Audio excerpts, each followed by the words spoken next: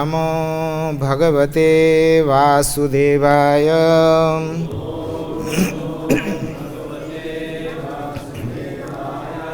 ओम नमो भगवते वासुदेवाय।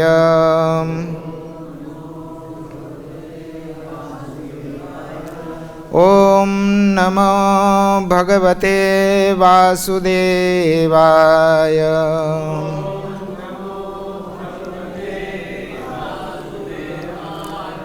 नारायणं नमस्कृत्य नरं चैव नरोत्तमं देवीं सरस्वतीं व्यासं ततो जयमुदीरयेत्। नष्टप्रायेषु भद्रेषु नित्यं भागवत सेवया भगवती उत्तम श्लोके भक्तिर्भवति नैष्ठिके। तो आज हम श्रीमद् भागवतम के सप्तम स्कंद के द्वितीय अध्याय शीर्षक असुरराज हिरण्यकशिपु श्लोक संख्या 13 पाठ करेंगे।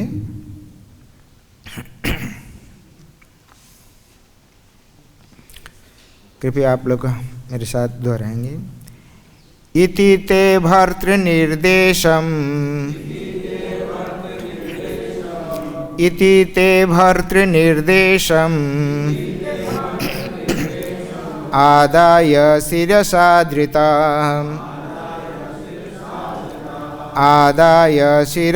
धृताः तथा प्रजानं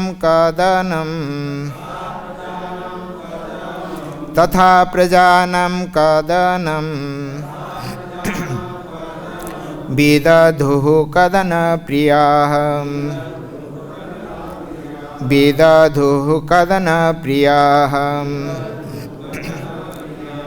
शब्दार्थ। इति इस प्रकार, ते वे भर्तृ स्वामी की निर्देशम आज्ञा आदाय प्राप्त कर शिरसा सिर केवल आदृतः आदर करते हुए तथा और प्रजानाम सारे नागरिकों का कदनम दंड विदधुः दिया कदन प्रियाः अन्य को दंड देने में पट्टू। अनुवाद एवं भावार्थ श्रील भक्तिवेदांत स्वामी प्रभुपाद। अनुवाद। इस तरह जघन्य कर्मों के लिए लालायित असुरों ने हिरण्यकशिपु की आज्ञा को अत्यंत आदरपूर्वक लिया और उसे नमस्कार किया। उसके निर्देशानुसार वे सारे जीवों के विरुद्ध ईर्ष्यापूर्ण कृत्यों में जुट गए। आप लोग दोहराएंगे।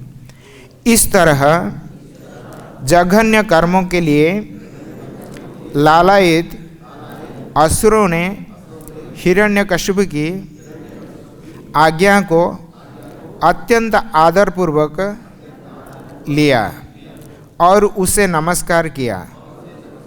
उसके निर्देशानुसार वे सारे जीवों के विरुद्ध ईर्ष्यापूर्ण कृत्यों में जुट गए। भावार्थ।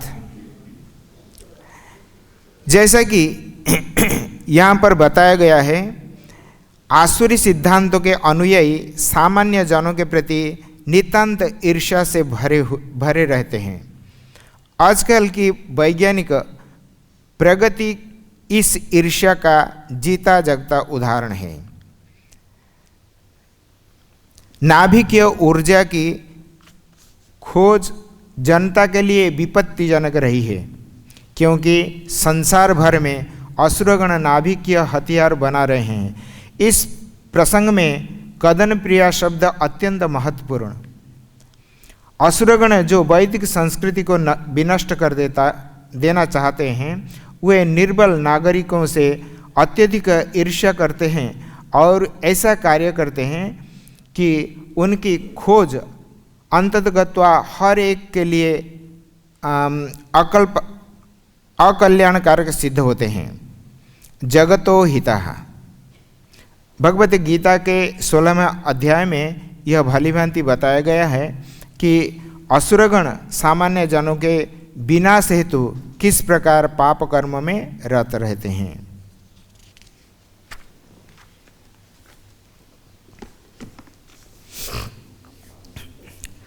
ओम अज्ञानं तिमिरान्धस्य ज्ञानाञ्जनशलाकया चक्षुर्निमीलितं येन तस्मै श्रीगुरवे नमः।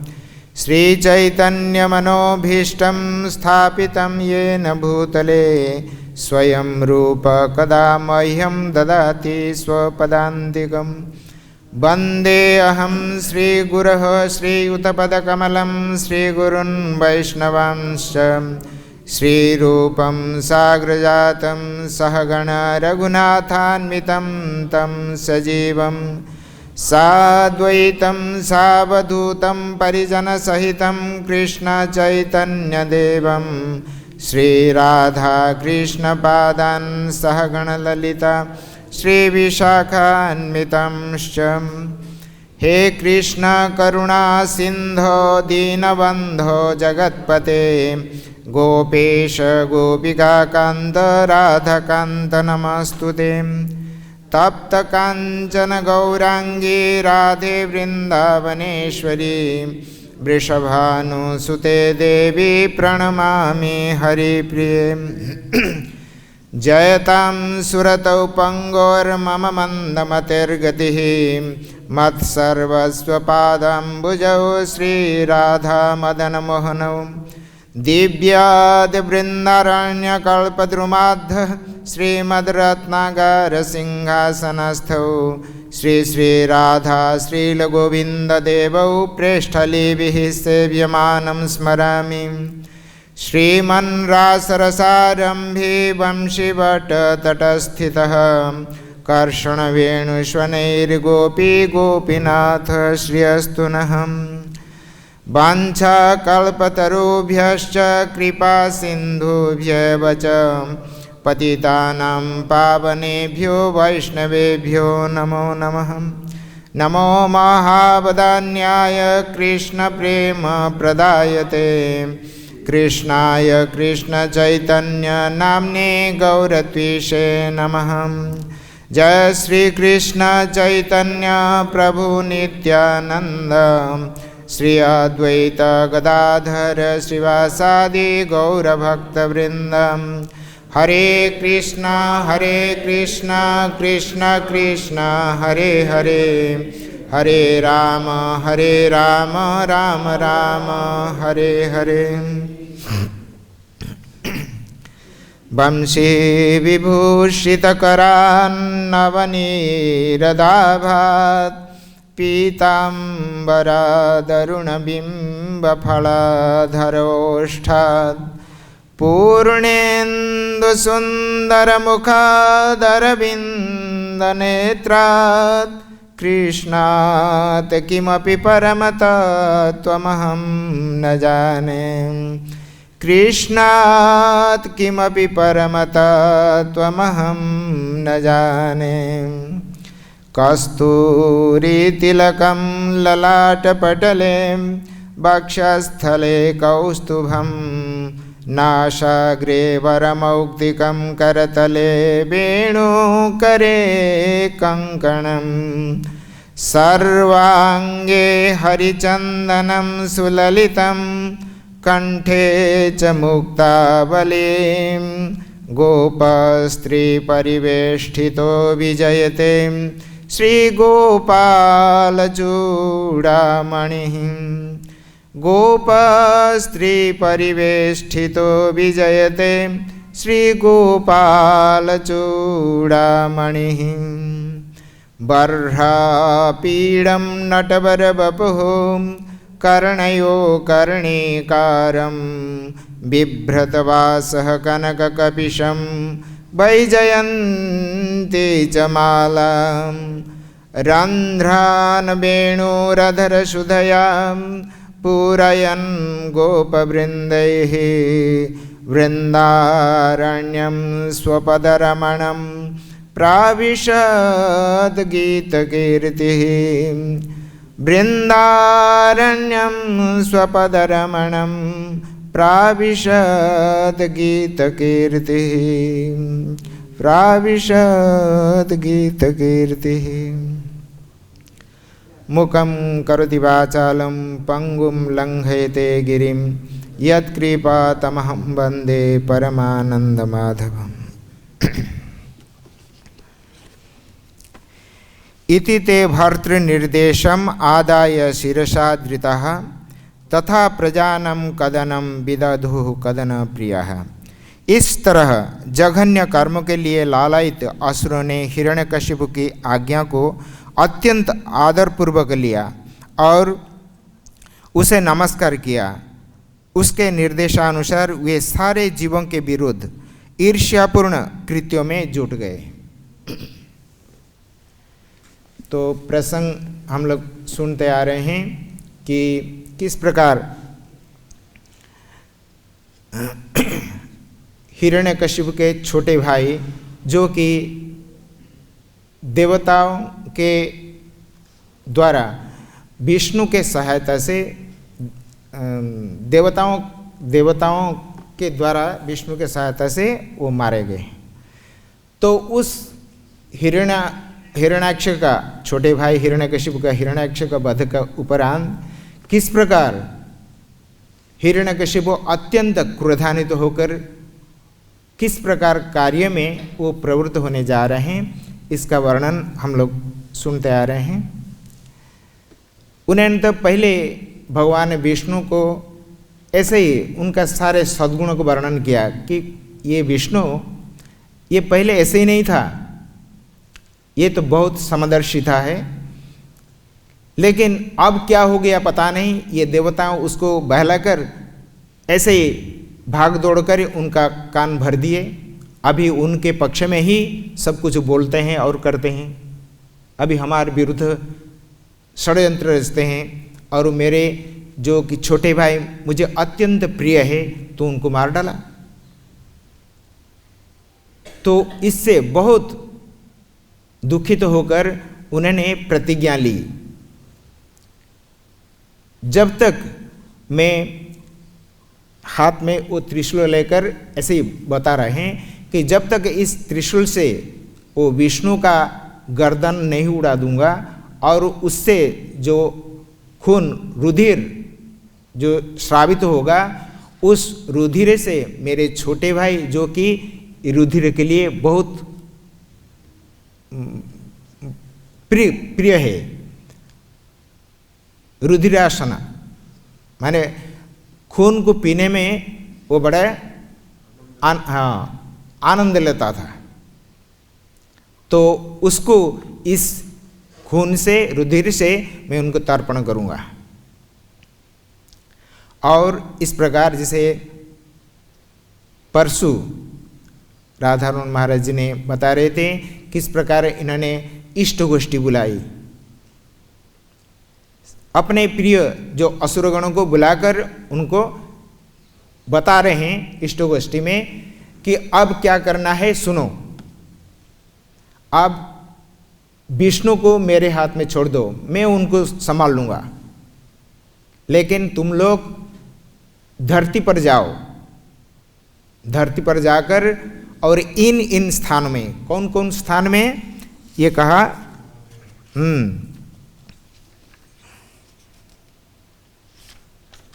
कहाँ गया,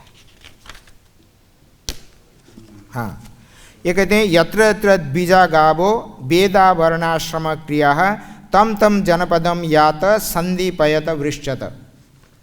जहाँ जहाँ धरती पर ब्राह्मणों के निवास स्थान है, जहाँ वो निवास करते हैं, और जहाँ जहाँ गाँवें गौशाला हो, गौएं जहाँ रहते हैं वहाँ जाओ, और जहाँ जहाँ वेदाध्ययन होता है, गुरुकुल आदि पंडितों के बीच में जहाँ जहाँ वेद अध्ययन होता है उस स्थान पर जाओ, और जहाँ पर वर्ण एवं आश्रम अनुरूप कार्यकलाप सब होता है वहाँ जाओ। क्या करना वहाँ जाकर? ये कहते हैं तम तम जनपदम यात, उन जनपदों को जाकर संदीपयत, सम दीपयत, अच्छी तरह से उनको जला डालो, कुछ न बचे, पूरा खाक हो जाए। ऐसे ही करो। और मानव सभ्यता के लिए जो प्रयोजनीय वस्तु सबसे उत्कृष्ट है वृक्षराजी, तो उन वृक्षों को काट डालो, तो बस विष्णु का ताकत खत्म हो जाएगा। और देवता लोग विष्णु का बिना वो तो ऐसे ही, हाँ ऐसे ही सूख कर जैसे ही पता झड़ जाते हैं, तो बस उनका ऐसे ही हालत हो जाएगी। तो उन्होंने भेजा, तो देवताओं ने असुरों ने पूछा कि हम धरती पर, आपका तो कलह किससे? देवताओं से। और धरती पर जाकर हम क्या करना है? ना धरती पर इन ये सब ब्राह्मण, गौएं, वृक्ष और जो भी आगे आएंगे, अगला श्लोक में 14 में वर्णन करेंगे कि कहेंगे पूरा ग्राम और ब्रज मतलब गौएं के निवास स्थान, इस गौशाला वही है, इसलिए इस वृंदावन को उसको ब्रज भी कहते हैं, क्योंकि उस समय गोधन ही सर्वस्व था। जिनके पास जितने गौएं हैं तो उतना वो समृद्ध है। इसलिए भगवान श्री कृष्ण के पिताजी नंद बाबा के कितने गौएं थे? 9 लाख गौएं थी, समझो 9 लाख। तो इसलिए तो जिनका जितने गौएं हैं तो उतने वो समृद्धशाली।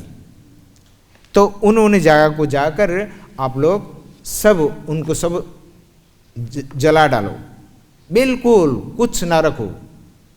फिर ना ब्राह्मण रहेंगे, ना वेद रहेगा, ना ये वृक्ष रहेंगे यज्ञ के लिए, क्योंकि मानव सभ्यता के लिए ही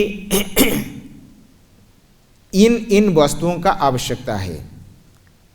शांति एवं प्रगति, समृद्धि, इनके लिए इन मानव सभ्यता का शांति एवं समृद्धि के लिए ब्राह्मण, वेद, गौएं, वर्णाश्रम ये नितांत आवश्यक है, नितांत आवश्यक है। इनके आधार पर ही मनुष्य सभ्यता वो खड़ी है।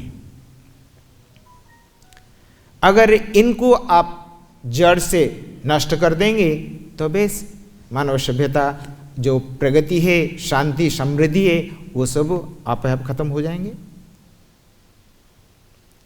तो देखो आसुरी स्वभाव संपन्न व्यक्ति कैसे मानव सभ्यता का जो शांति एवं समृद्धि के जो जड़ है तो उससे वो कुठाराघात करते हैं। मानव सभ्यता जैसे गिर जाए, उनको तो वही चाहिए, क्योंकि हमेशा असुरों ने मानव सभ्यता, विष्णु के जितना भी प्रकल्प है, योजनाएं हैं, उनका खिलाफ हमेशा ये स्वर उत्तोलन करते हैं। जैसे हम अपने राष्ट्र में हम देखते हैं, जो सरकार कितने प्रकार सुख सुविधा के लिए जो भी करती है, तो उसके खिलाफ जो इस प्रकार आसुरी स्वभाव संपन्न व्यक्ति बिल्कुल उनका विपरीत खड़े हो जाते हैं। ये सब नहीं चाहिए।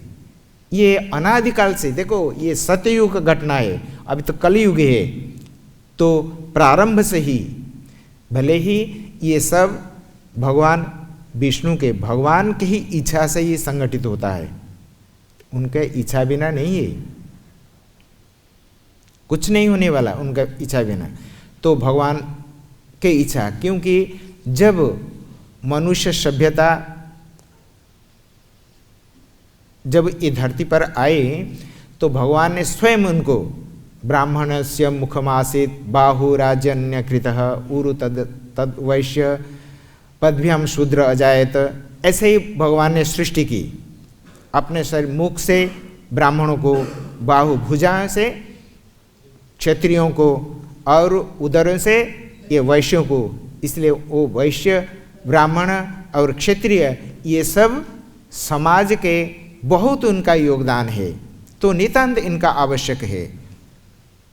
और ब्राह्मणों को तपस्या, उनका तपबल और क्षत्रियों का बाहुबल, उससे ही संसार सुरक्षित रहता है। ब्राह्मणों के तपबल हम देखते हैं किस प्रकार ब्राह्मणों ने जब जो भी बोल देते हैं सो हो जाता था। आजकल जैसे ऐसे ही नहीं है। जैसे श्रृंगी ने क्या किया, समीके के शाप दे दिया परीक्षित महाराज को। भले ही बाद में उन्होंने पश्चाताप किया, लेकिन तुरंत तो उनका शाप फलीभूत हुआ। 7 दिन के अंदर उनको तक्षक दंश कर खत्म कर दिया। तो इसलिए तपसा चियते ब्रह्म, भगवान प्रसन्न होते हैं तपस्या से, क्योंकि हमारे अंदर जो अनर्थ हैं वो अनर्थ का दूरीभूत केवल तपस्या के द्वारा ही संभव है। जैसे हम लोग तपस्या, जैसे आग में सोने जो मिश्रित स्वर्ण होते हैं ना, अलंकार आभूषण आदि बनाते हैं, फिर उनको अगर हम तोड़कर फिर हम नया आभूषण बनाना चाहते हैं तो क्या करते हैं, उनको तोड़कर आग में डालते हैं। तो उनमें जो भी मिश्रण दूषित पदार्थ है वो सब जलकर राख हो जाते हैं, और केवल सोना ही प्योर 24 कैरेट सोना ही बच जाता है। उसी प्रकार मनुष्य शरीर में जो अशुद्धिकरण को दूर करने के लिए तपस्या का बहुत जरूरी है। तपसा चियते ब्रह्म, उसी प्रकार जब तपस्या करें, तपस्या का अर्थ क्या है ना, तपः संतापे, जानबूझकर इंद्रियों के जो भोग्य वस्तु है उनसे आप दूर रहना। वो चाहते हो, इंद्रियां चाहती हैं उनको भोग प्रदान की जाए, लेकिन जानबूझकर बुद्धि के बल पर आप उनको रोक देंगे। वही है तपस्या। उसके द्वारा क्या होता है ना, शरीर का शुद्धि, अंतःकरण शुद्ध हो जाता है। अंतःकरण में ये मन बुद्धि चित्त अहंकार, ये अंतःकरण ही हमारे अवरोधक है भगवत विज्ञान में। भगवान को समझने के लिए, भगवान का प्रत्यक्ष करने में यही अंतःकरण है, हमारे अंदर यही अशुद्धि अंतःकरण ही रुकावट है। तो भगवान कहीं दूर देश में नहीं है। स्वयं भगवान गीता में कहते हैं, ईश्वरः सर्वभूतानां हृद्देश अर्जुन तिष्ठति, सभी का हृदय में परमात्मा विद्यमान, भगवान विद्यमान है। वेदों में भी वर्णित है, द्वा सुपर्णा सयुजा सखाया समान वृक्षे परिशस्व जाते। इस वृक्ष रूपी, शरीर रूपी वृक्ष में 2 पक्षी निवास करते हैं, एक जीवात्मा और एक परमात्मा। तो परमात्मा कहीं दूर नहीं है। जब हमारे मन का गति को हम रोक देंगे, मन का गति को, क्योंकि स्थिर वस्तु को प्राप्त करने के लिए आप भाग दौड़ से प्राप्त नहीं कर सकते हैं। जो स्थिर वस्तु है, तो उस स्थिर वस्तु को प्राप्त करने के लिए आपको भी स्थिर होना पड़ेगा, अन्यथा भाग दौड़ से वो स्थिर वस्तु प्राप्त नहीं होता है। अंदर ही भगवान है, बाहर ही खोजते हैं हम। ये तो हमारे अज्ञान, ये मूर्खता है। इसलिए कबीर जी क्या कहते हैं, पानी में मीन पियासी मुझे सुन सुन आवत हासी।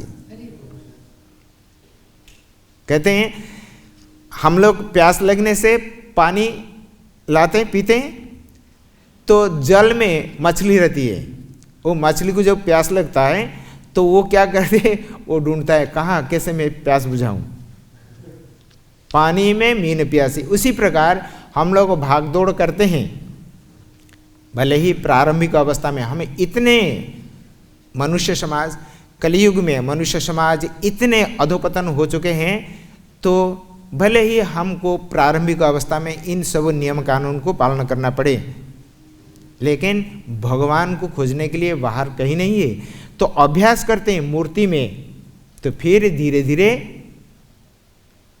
धीरे हम अंदर ही खोज करेंगे। तो नव योगेंद्र का उपाख्यान में 11 स्कंद में किस प्रकार वर्णन किया गया, कहते हैं केवल भगवान का ये जो मूर्ति है उसी में केवल भगवान विद्यमान नहीं है, सभी का अंदर विद्यमान है। तभी तो उन्हीं के सत्ता से ही हम चेतन होकर इस प्रकार बोलते हैं, चलते हैं, फिरते हैं, ये सब करते हैं। उनका बिना हमारा अस्तित्व असंभव, इसीलिए तपस्या जरूर है।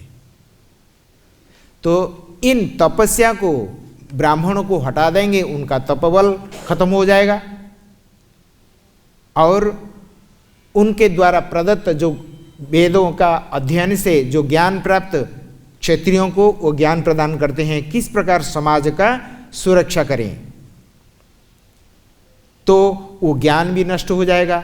तो वेद नहीं रहा तो ब्राह्मण नहीं रहे, वेद नहीं रहा तो और ज्ञान कहाँ से रहेगा। एक एक कर जो शांति एवं समृद्धि का जो उपादान कारण है, मूल आधारभूत वस्तुओं को वो नष्ट कर दो। तो इस प्रकार उन्होंने अपने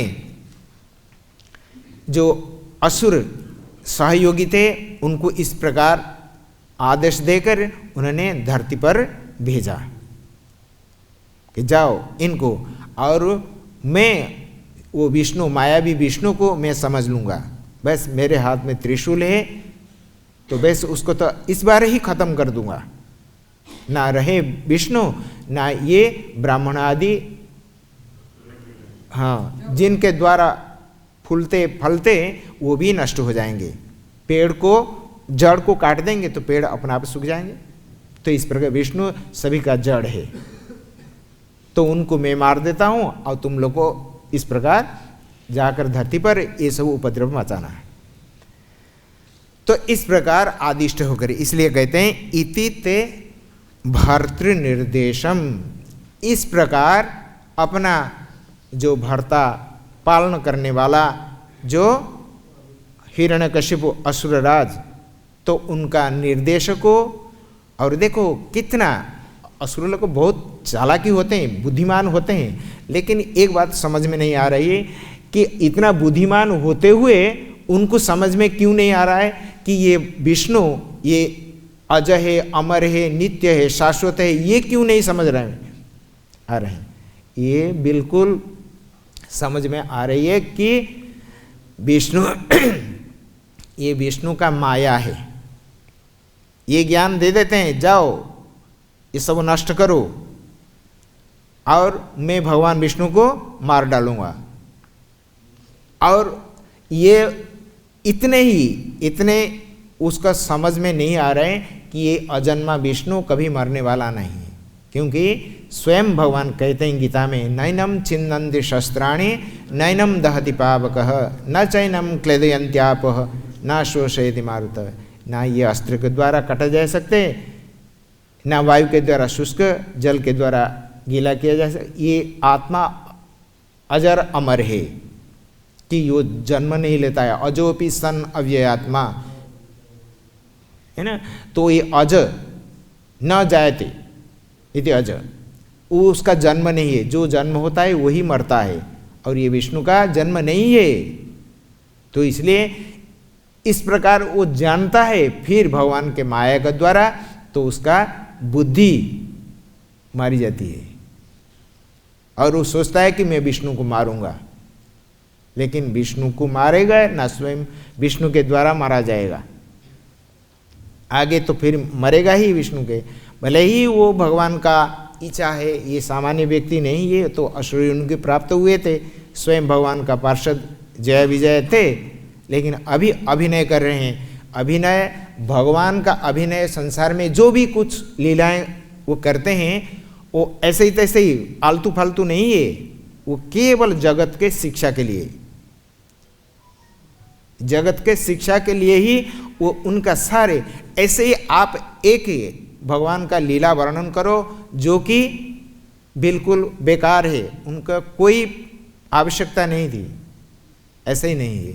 सारे लीलाओं में वो देखकर सिखाते हैं हमको, जगत को।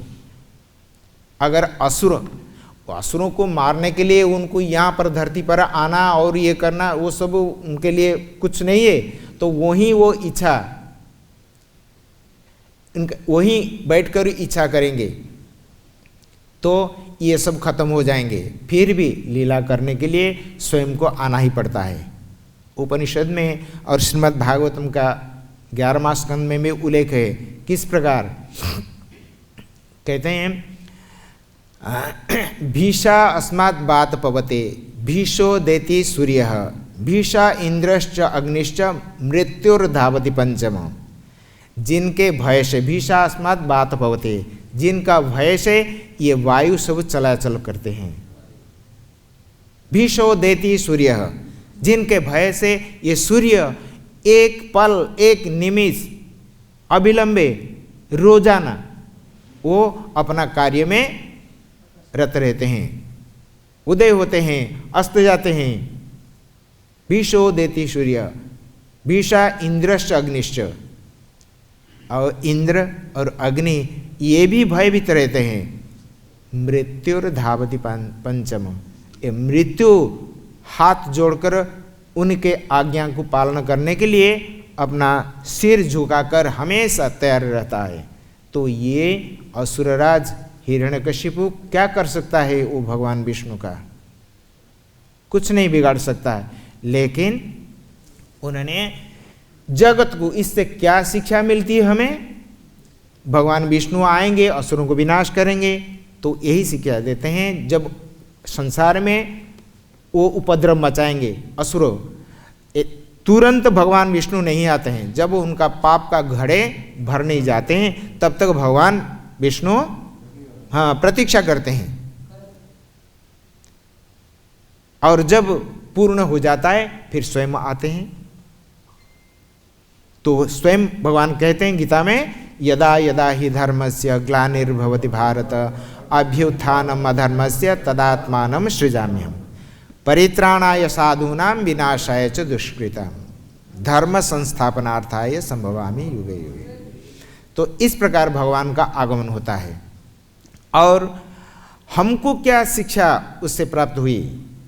तो हमें असुरों के ये जगत, ये संसार, संसरती संसार प्रतिपल विनाशील है।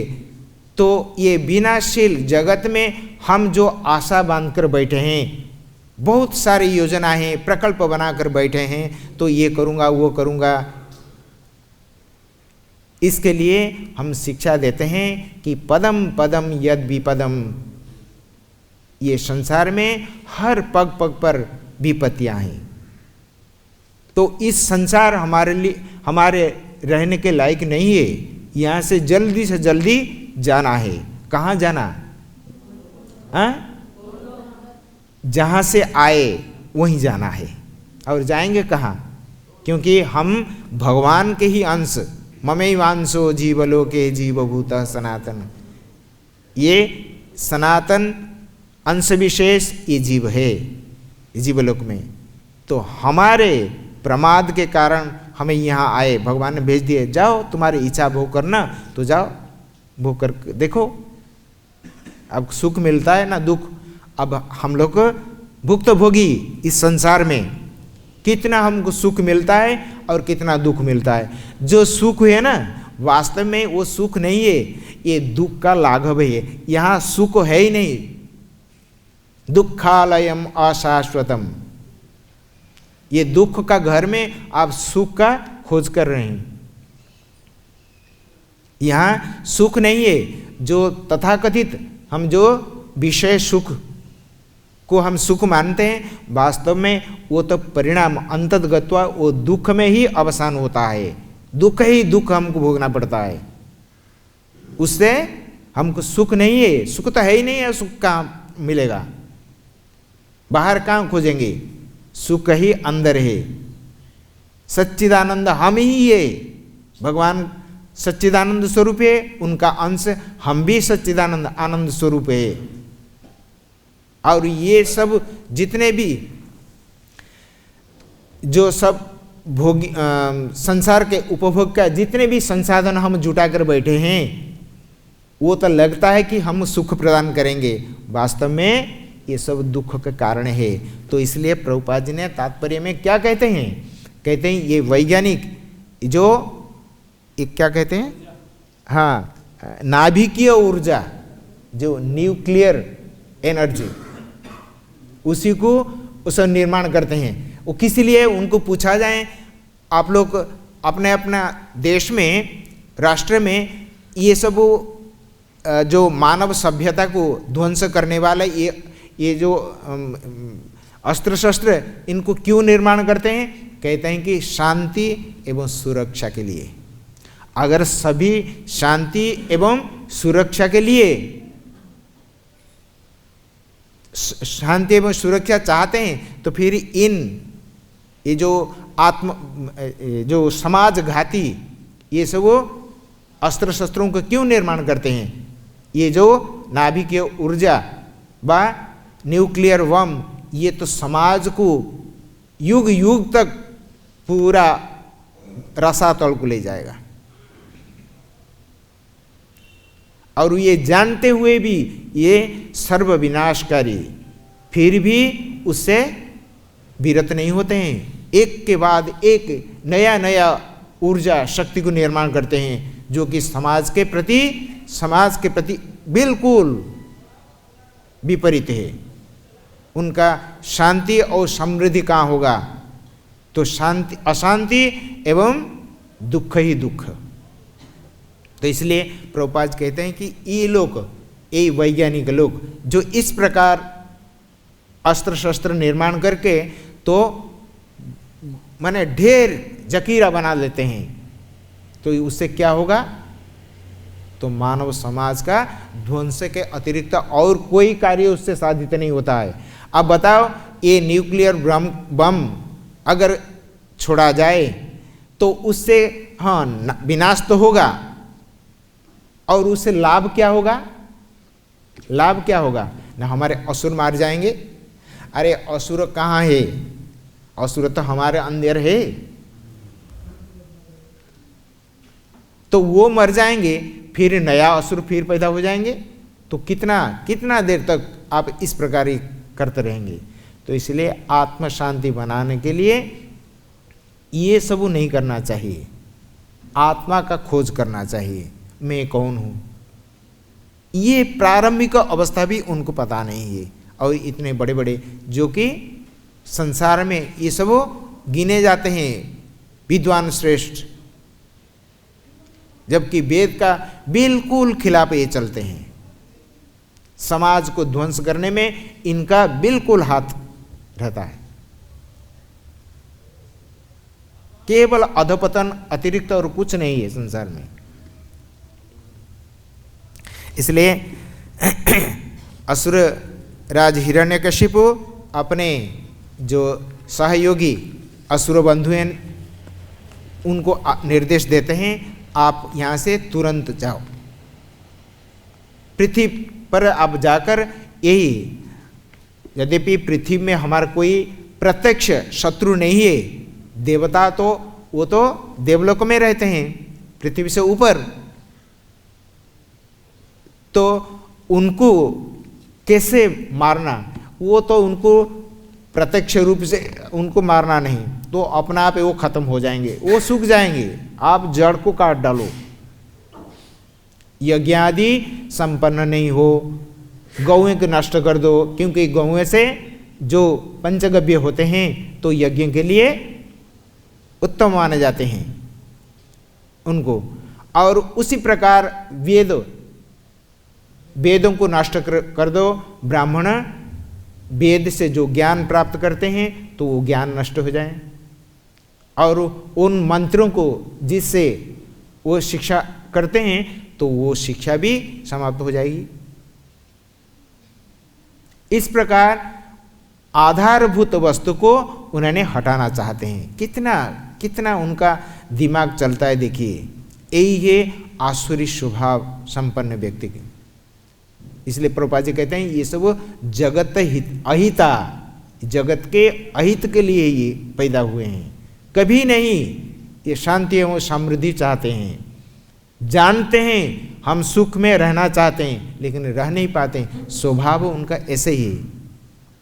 अयम अद्य मया लब्धम इमं प्राप्त से, आज इतने ही मरा हुआ है और ये असुर मारे गए, फिर और दूसरों को मैं मारूंगा। बलवान सुखी सिद्ध हो, हम बलवान सुखी, ऐसे ही अपना मन में दृढ़ता बांधकर बैठे हैं असुर लोग। जानते हैं हमारे विनाश सुनिश्चित, क्योंकि भगवान विष्णु अजन्मा, उनके साथ द्रोह करेंगे तो मरना ही। भले ही परिणाम दूसरा है, भगवान विष्णु के हाथ से मारे जाने से उनका सद्गति होती है, लेकिन वो भावना से थोड़ी वो ये करते हैं, उनका साथ द्रोह करते हैं। ये तो ईर्ष्यापूर्ण भाव से ही करते हैं, तो उनको मारेंगे, उनको काटेंगे, उनका खून से अपने भाई जो कि रुद्र से बहुत प्रसन्न होता है तो उनको पिलाऊंगा मैं, जलांजलि तिलांजलि दूंगा। ऐसे रक्त से ही मैं तर्पण करूंगा और उनको प्रसन्न करूंगा। इस प्रकार वो आसुरी स्वभाव संपन्न जो हिरण्यकशिपु इस प्रकार समाज में किस प्रकार उपद्रव करते हैं। फिर आगे देखेंगे सुंदर और विशेष पुंखानुपुंख का वर्णन आएगा किन किन स्थानों में, और स्पष्ट रूप से इन इन जगहों पर तुम लोग हमला बोलना, उनको बिल्कुल राख कर दो, जलाकर राख कर दो, कुछ ना बचे। तो देखेंगे फिर ये विष्णु क्या करेगा। इस प्रकार उनके द्रोह, भले ही पिछले श्लोक में हम लोग पिछले अध्याय में हम पढ़ चुके हैं किस प्रकार द्वेषात वैरात स्नेहत है ना, तो किस प्रकार भगवान को प्राप्त होते हैं। क्या है, अतः वैराग्यानुबंधेन, है ना। तो इस प्रकार भले ही ईर्ष्या हो तो विष्णु के प्रति हो, तो वो जितना ईर्ष्या करके भगवान विष्णु को स्मरण करता है, हमें भक्ति के द्वारा उतना नहीं करते हैं। तो युधिष्ठिर महाराज ने पूछा था नारद से, ये ऐसे कैसे। ये कहते हैं भले ही हम बोल दिए लेकिन भक्त है, भगवान का भक्त, वो तो अलग है, न्यारा है। और ये ईर्ष्या द्वेष करके भगवान को हमेशा कंस भयात, भय से इसे काला काले कहते हैं कि जीरा में, दाल में जीरा को देखकर कृष्ण के याद आ जाता है, मेरे शत्रु है। ऐसे देखो कितना चिंतन करता है वो, लेकिन हम लोग का होता ही नहीं। तो इसलिए एक उत्प्रेक्षा अलंकार उन्होंने दी। ऐसे एक उदाहरण प्रस्तुत किए। ये नहीं कि भक्त का स्थान असुर प्राप्त कर लेंगे, कभी नहीं। भगवान स्वयं कहते हैं, कपिल देव भगवान ये कहते हैं साधव हृदयम मह्यम साधुनाम हृदयम त्वहम मदन्यते ते न जानन्ते अहम तेभ्यो मनागपि। साधु मेरे हृदय है और मैं इनका हृदय में निवास करता हूँ, मेरे बिना वो संसार में और कुछ नहीं जानते। इस प्रकार अगर वो मुझे इतना प्यार करते हैं, मैं भी उनको इतना प्यार करता हूँ।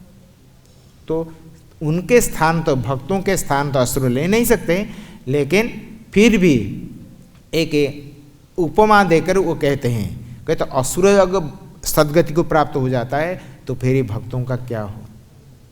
अगर वो भजन करें किस प्रकार शांति एवं समृद्धि को प्राप्त हो। समृद्धि एवं शांति जो कि अविनाशी है, जो कभी भी नाश नहीं होने वाला, उस अविनाशी तत्व को हमें प्राप्त हो जाएंगे। इसलिए कहते हैं समाश्रिता ये पदपल्लव प्लवम महत्पदम पुण्य यशो मुरारे भवाम मुदिर वत्स पदम पदम पदम न विपदम न तेषाम पदम पदम यद विपदम न तेषाम। तो इसलिए अगर सम्यक रूप से भली भांति समझकर भगवान विष्णु के चरण में महत्पद, ये संसार समुद्र को तरने के लिए बड़े नौकाए, तो उनका आश्रय ले लेंगे तो फिर कितने भी तूफान आए, आंधी आए, तो कुछ भी हमारे बिगड़ने वाला नहीं है। समाश्रित सम्यक रूपे हम आश्रय ले लेते हैं तो हमारा कुछ बिगड़ेगा नहीं। तो इसलिए भक्त भगवान का इस प्रकार शरण में आने पर जो उनको सुख प्राप्ति होता है, उनको और कुछ करना नहीं पड़ता है, सब भगवान संभाल लेते हैं। छोटे बच्चे को कुछ भी कितने भी विपत्ति आपत्ति आए तो उनको कोई लेना देना नहीं है। पिता माता है, माँ बाप है, तो वो संभाल लेते हैं उनको। उसी प्रकार छोटे बच्चे की तरह भक्त लोग भगवान का ऐसे ही बन जाते हैं, तो भगवान का उनका सारे दायित्व वहन कर लेते हैं। योगक्षेम वहाम्यहम्, है ना। हरे कृष्ण। कुछ कमेंट्री कुछ अगर यस।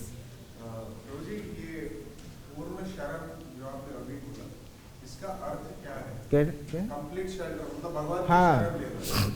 तो इसको हम कैसे समझें? ये तो अलग भक्तों के लिए अलग हो सकता है। हाँ, किस डिग्री तक, किस परसेंटेज? ये जैसे आप जैसे भूखे हैं, जब आपको भोजन दिया जाता है और पानी भी उसके साथ में, तो उस भोजन को खाने के उपरांत और उस जल को पीने का उपरांत जैसे आपको महसूस होता है, आपको ताकत मिलता है, तुष्टि पुष्टि क्षुत अपायनुघासन, ऐसे ही आपको शरणागति करने में अपना अनुभव में आ जाएगा।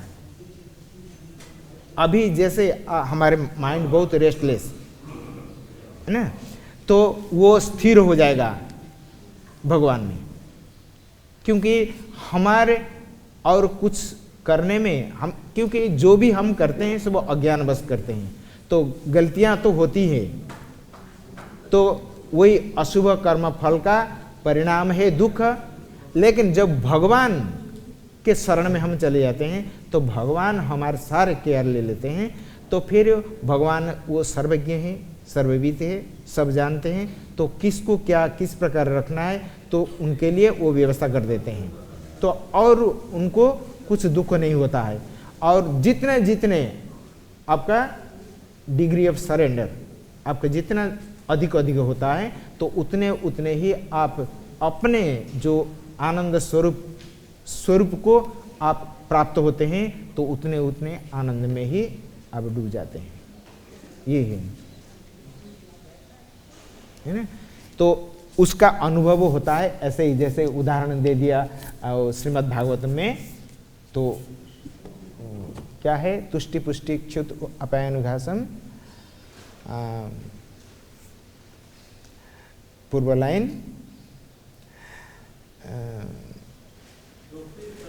हाँ, भक्ति परेशानो भव विरक्तिर अन्यत्र चैषत्रिक एक काल प्रपद्यमानस्य यथा स्नतस्यु च्युत तुष्टि पुष्टि च्युत अपायनुघासम।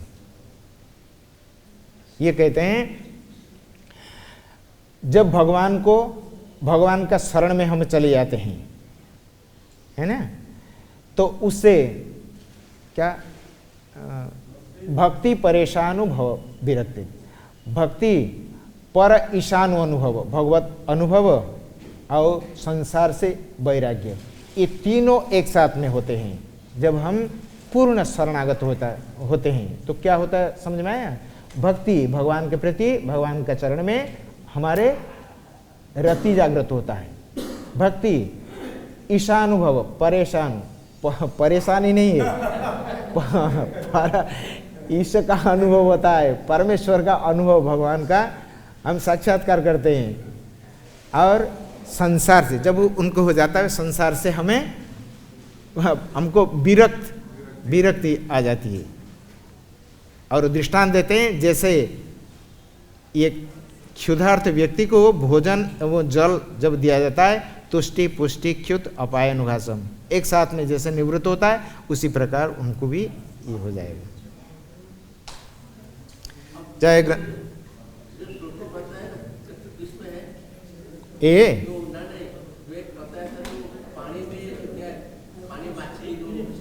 अरे कबीर जी का कबीर दोहा पानी में मेनरियासी।